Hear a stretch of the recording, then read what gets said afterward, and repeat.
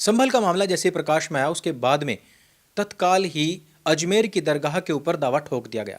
हम भी वर्षों से ये बात सुनते आ रहे थे कि अजमेर की जो दरगाह है वहां पर ऑलरेडी पहले से एक मंदिर था और यही नहीं उसका एक तहखाना भी है और तहखाने में एक शिवलिंग है जिसके ऊपर हर साल त्रिपुंड चढ़ता है। इस दावे में कितनी सच्चाई है कितनी नहीं ये तो हम नहीं जानते, लेकिन जिस प्रकार से वहां की अदालत ने इस मामले को तुरंत ही हाथों हाथ लिया है, कहीं ना कहीं तो कुछ ना कुछ तो सुगबुगाहट है।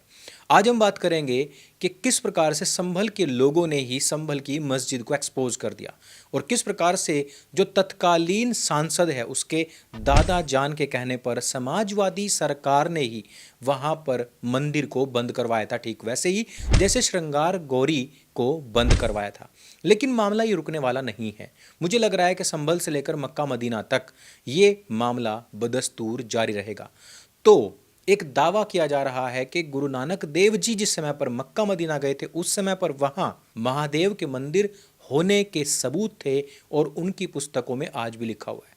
तो इस वीडियो को अंत तक देखिए, हम बहुत सारे खुलासे इस वीडियो में करने वाले हैं। लेकिन उससे पहले मैं आपको बता दूं कि अजमेर दरगाह के अंदर क्या क्या हुआ है और क्या क्या वहां पर है उसकी सारी डिटेल्स हमने इस पुस्तक के अंदर दे रखी हैं। अगर आपको यह पुस्तक खरीदनी है तो जल्द से जल्द ले लीजिए, क्योंकि 50% तक इस पर डिस्काउंट चल रहा है जो जल्द ही समाप्त होने वाला है। लिंक हमने डिस्क्रिप्शन और पिन कमेंट में दे दिया है। साथ ही साथ आपको 2047 इस्लामिक राष्ट्र की ओर बढ़ते हुए कदमों को रोकने का हर एक उपाय तथा हर एक संकट इस पुस्तक में बहुत ही आसान तरीके से समझाया जाएगा। लेकिन इस वीडियो की शुरुआत एकदम शुरू से करते हैं। संभल कोर्ट में 19 नवंबर को एक याचिका दायर की गई थी। इन याचिकाकर्ताओं में वकील हरिशंकर जैन, जो कि काशी विश्वनाथ के मामले में भी वकील हैं, और इनके बेटे विष्णु शंकर जैन, कल्की देवी मंदिर के महंत ऋषि राजगिरी, वेदपाल सिंह, अधिवक्ता पार्थ यादव, राकेश कुमार, जीतपाल यादव शामिल थे। याचिकाकर्ताओं ने यह दावा किया था कि यहां जहां पर शाही जामा मस्जिद है उसके स्थान पर सदियों वर्ष पुराना श्री हरिहर मंदिर था, जिसे बाबर ने 1526 ईस्वी में ही ध्वस्त करा के उसके ही अवशेषों से यहां पर मस्जिद खड़ी करवा दी थी। यह ठीक उसी प्रकार किया गया था जैसे कि अयोध्या में राम मंदिर को ध्वस्त करके वहां बाबरी मस्जिद बना दी गई थी। लेकिन याचिकाकर्ताओं के द्वारा ऐसे कौन कौन से साक्ष्य दिखाए गए कि कोर्ट द्वारा इस याचिका पर तुरंत ही स्वीकृति भी मिल गई? आखिर क्या था इस दावे का आधार? इस पर हम चर्चा करेंगे। और क्यों मौलाना की दाढ़ी में जो तिनका है वो बार बार कुलबुला रहा है? यदि कोई कहे कि आपके घर के कागजात किसी और के नाम से हैं तो आप कहेंगे कि आओ खसरा और खतौनी तुरंत चेक कर लेते हैं। लेकिन यहां पर हजारों लोग इकट्ठे होकर दंगा मचा रहे हैं। तो पहला एविडेंस देखिए। बाबरनामा के पेज संख्या 687 में साफ साफ लिखा है कि बाबर ने ही सन 1529 में संभल आकर के अपने सेवक हिंदू बेग कुचिन को इस मंदिर को मस्जिद में तब्दील करने का आदेश दिया था। दूसरा प्रमाण सनातनियों ने अबुल फजल की किताब और आईने अकबरी के पेज संख्या 281 से दिया है, जिसमें यह बात का जिक्र किया गया है कि संभल में विष्णु जी का एक मंदिर जिसका नाम हरिहर मंडल था, जो कि एक ब्राह्मण परिवार का था, यहां पर उपस्थित हुआ करता था। इतना ही नहीं, उन्होंने एएसआई के डायरेक्टर जनरल अलेक्जेंडर कनिंघम के द्वारा तैयार की गई एक 150 साल पुरानी रिपोर्ट भी दिखाई थी, जो ये बात को साबित करता है कि संभल में एक हरिहर नाम का मंदिर हुआ करता था। इसी रिपोर्ट में यह भी लिखा है कि संभल रोहिलखंड के बीचों बीच महिष्मती नदी पर बसा हुआ है, जहां शाही मस्जिद में मुसलमानों ने दीवारों को प्लास्टर करवा कर उन बड़े बड़े पत्थरों को छिपा दिया था, जो कि हिंदू मंदिरों के होने का प्रमाण दिया करते थे। साथ ही साथ मंदिर को मस्जिद का स्वरूप देने के लिए अलग से कुछ विंग्स भी लगाए गए थे ताकि लगे कि ये मस्जिद है। इतना ही नहीं, हिंदू पक्ष के पास अन्य कई ऐसे प्रमाण हैं जो बार बार साबित करते हैं कि संभल में हरिहर मंदिर ही था। जैसे कि एक और किताब जो कि चौधरी चरण सिंह विश्वविद्यालय के प्रोफेसर और हिस्टोरियन डॉक्टर विघ्नेश त्यागी ने प्राचीन इतिहास पर जो किताब लिखी थी, उसमें भी संभल के श्री हरि मंदिर के बारे में व्यापक रूप से वर्णन किया गया है।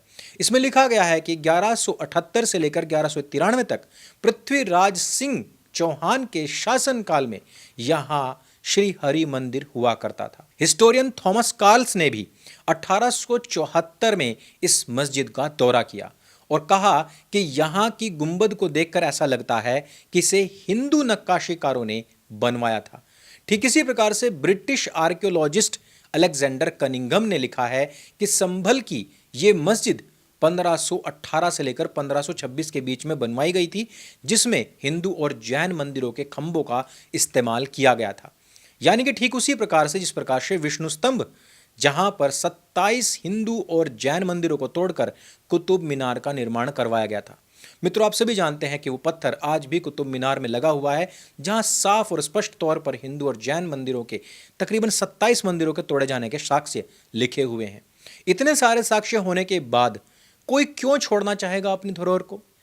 इसलिए इन्हीं साक्ष्यों के आधार पर सनातनियों ने अपना मंदिर वापस पाने की गुहार लगाई है। इन्हीं आधारों पर याचिका में साफ साफ कहा गया है कि संबल हिंदू शास्त्रों के अनुसार एक पवित्र स्थल है, जहां भविष्य में भगवान विष्णु के आखिरी 10वें अवतार भगवान कल्कि का आगमन होगा।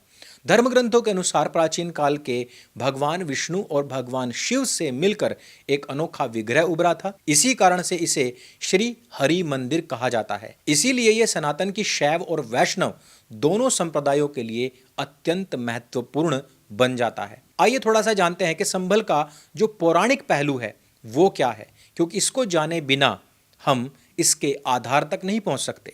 हम सभी जानते हैं कि हिंदुओं में ये एक प्रबल मान्यता है कि उनका 10वां अवतार अवश्य ही आएगा और वो संभल में ही आएगा। पूरा देश कल्कि नाम की मूवी देख चुका है, डायरेक्टर प्रोड्यूसर उसको बना करके हजारों करोड़ रुपए कमा चुके हैं, लेकिन वास्तविकता क्या है संभल की?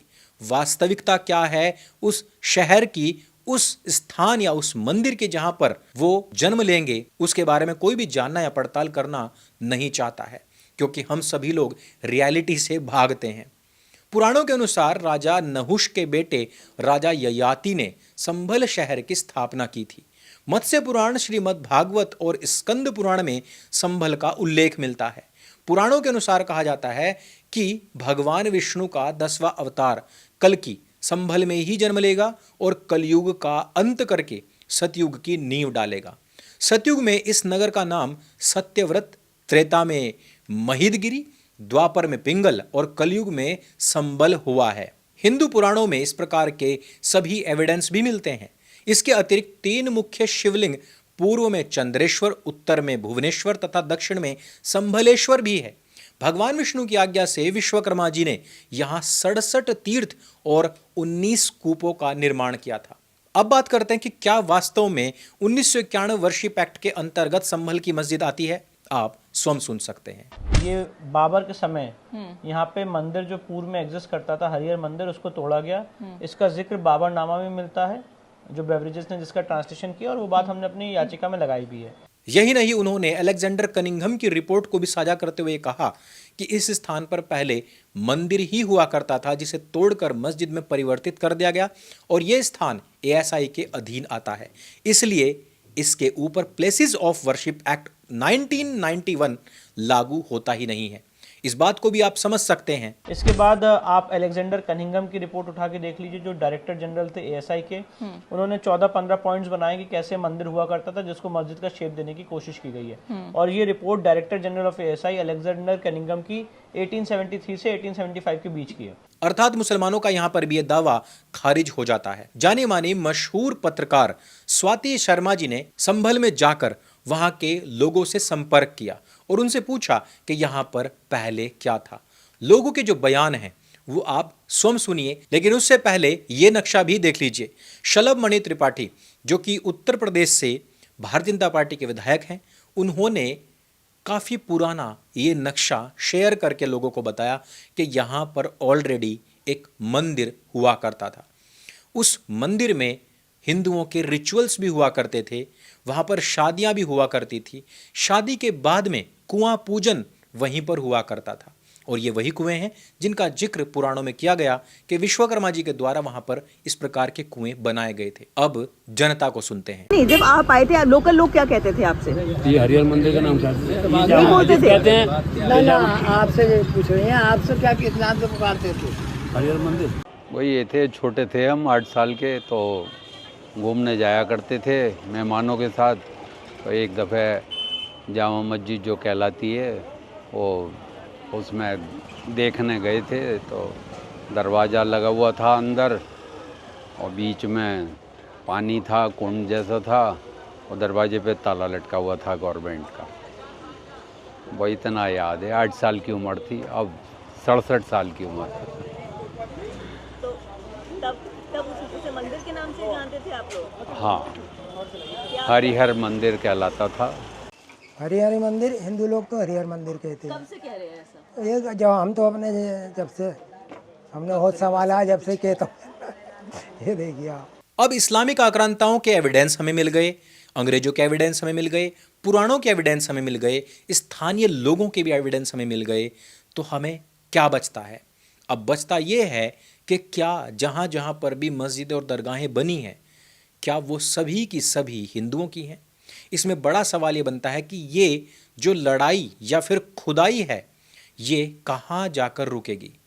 यति स्वामी नरसिम्हानंद सरस्वती जी ने तो बार बार इस बात को कहा है कि लड़ाई मक्केश्वर महादेव तक जाएगी। और इसी बीच हमें एक एविडेंस मिला है, मैं इसकी पुष्टि तो नहीं करता, लेकिन किसी ने ये पोस्ट मुझे भेजा जिसमें कहा गया है कि सिख धर्म की पुस्तक भाई बाले वाली जन्म साखी में प्रमाण है, साखी मदीने की चली। हिंदी में ये प्रश्न संख्या 262 है और वहां पर श्री नानक जी ने 4 इमामों के प्रश्नों का जवाब देते हुए कहा, आखे नानक शाह सच सुन हो 4 इमाम, मक्का है महादेव का, ब्राह्मण सन सुल्तान। अर्थात नानक देव जी 4 इमामों से चर्चा करते हुए कहते हैं कि ये जो काबा है ये मंदिर है और ये महादेव अर्थात शिव जी का मंदिर है।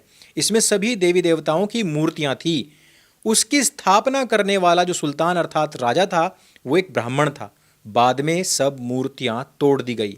नबी इब्राहिम और हजरत इस्माइल ने इसका पुनः निर्माण भी करवाया था। वैसे तो मक्केश्वर महादेव के ऊपर बहुत सारी चर्चाएं होती हैं, मुझे ये पहली बार 2 लाइनें मिली तो मैंने आपको बता दी। वैसे गुरु नानक देव जी महाराज के नाम पर यदि किसी ने इस प्रकार की कोई झूठी अफवाह फैलाई है तो ऐसे लोगों को पकड़ा जाना चाहिए। लेकिन यदि उनके मुख से, उनके श्रीमुख से कहीं पर ये 2 लाइनें निकली हैं या कहीं पर भी ये लिखी हुई हैं तो इसके ऊपर भी हमें चर्चा अवश्य ही करनी चाहिए। मित्रों, इस वीडियो में सिर्फ इतना ही। हमने प्रयास किया है कि सारे एविडेंस हम आप तक पहुंचा पाएं ताकि इस मामले को, इस मुद्दे को हम ठंडा ना होने दें। और मैं धन्यवाद करना चाहता हूं संभल के जो डीएम साहब हैं और जो एसपी साहब हैं उनके जज्बे की, कि जिन्होंने इस संवेदनशील मुद्दे को भी बहुत अच्छे तरीके से हैंडल किया। आज इन दोनों को आवश्यकता है हम सभी सनातनियों के सपोर्ट की। तो ये वीडियो अगर आपको अच्छा लगता है, जानकारी से भरपूर लगता है, इसको सबके साथ में शेयर अवश्य करें और आगे इसी प्रकार का और कंटेंट जानने के लिए, देखने के लिए सत्य सनातन को सब्सक्राइब कर लीजिए। और मैं चाहूँगा कि इन सभी विषयों में यदि आप डीपली जानना चाहते हैं, पढ़ना चाहते हैं, तो इस पुस्तक को जो भी 50% डिस्काउंट पर अमेजन पर उपलब्ध है, इसको भी अवश्य लीजिए। लिंक हमने डिस्क्रिप्शन और पिन कमेंट में दे दिया है। मेरे संग बोली सत्य सनातन वैदिक धर्म की जय। जय हिंद, वंदे मातरम।